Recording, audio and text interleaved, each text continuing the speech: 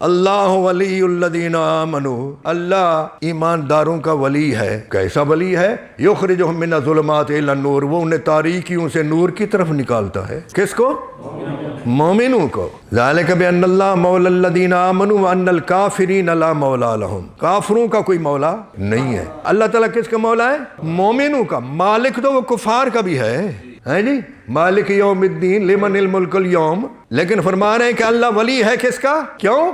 کہ وہ انہیں تاریکیوں سے نور کی طرف نکالتا ہے۔ اور ادھر ایک مقام پر فرمایا الف لام را کتاب انزلناہ الیک لتخرج الناس من الظلمات الی النور، یہ کتاب نازل کی ہے ہم نے آپ کی طرف تاکہ آپ نکالے لوگوں کو ظلمات سے نور کی طرف۔ ادھر ہے اللہ نکالتا ہے، ادھر ہے لتخرج الناس، کتاب انزلناہ الیک، یہ کتاب ہے نازل فرمائی ہم نے آپ کی طرف، لتخرج الناس من الظلمات الی النور، تاکہ آپ نکالیں۔ اور ایک مقام پر ہے قرآن میں الذی یصلی علیکم وملائکتہ، اللہ ہے وہ جو درود بھیجتا ہے تم پر، مومنوں پر، اور اس کے فرشتے بھی۔ کیوں؟ لیخرجکم من الظلمات الی النور، تم پر فرشتے اور اللہ درود بھیجتا ہے اس لیے تاکہ وہ نکالے تمہیں ظلمتوں سے نور کی طرف۔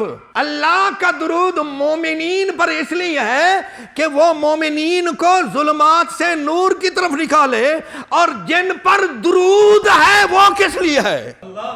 بولیے اللہم صلی علی محمد وعلی آل محمد، وہ اس لیے ہے اس قرآن کو تھامنا، میرے اہل بیت کو تھامنا، لن تضلوا بعدی، تم ظلمت سے نور کی طرف نکل آؤ گے۔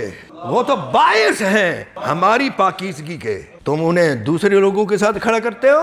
امام احمد بن حنبل سے ان کے بیٹے عبداللہ نے پوچھا کون افضل ہے جی؟ یہ مناقب امام احمد بن حنبل ابن جوزی کی، اس میں آپ دیکھیں تو آپ نے فرمایا ابو بکر، عمر، عثمان، تو انہوں نے کہا فعلی تو علی، تو انہوں نے فرمایا پتر یا آبت، پتر پیارا بیٹا، وہ من اہل بیت لا یقاس بہم احد، وہ اہل بیت میں سے ہے ان پر کسی کو قیاس نہیں کیا جاتا، وہ ان اہل بیت میں سے ہیں جن پر یہ سارے درود نہ پڑھیں تو پاک نہیں ہو سکتا۔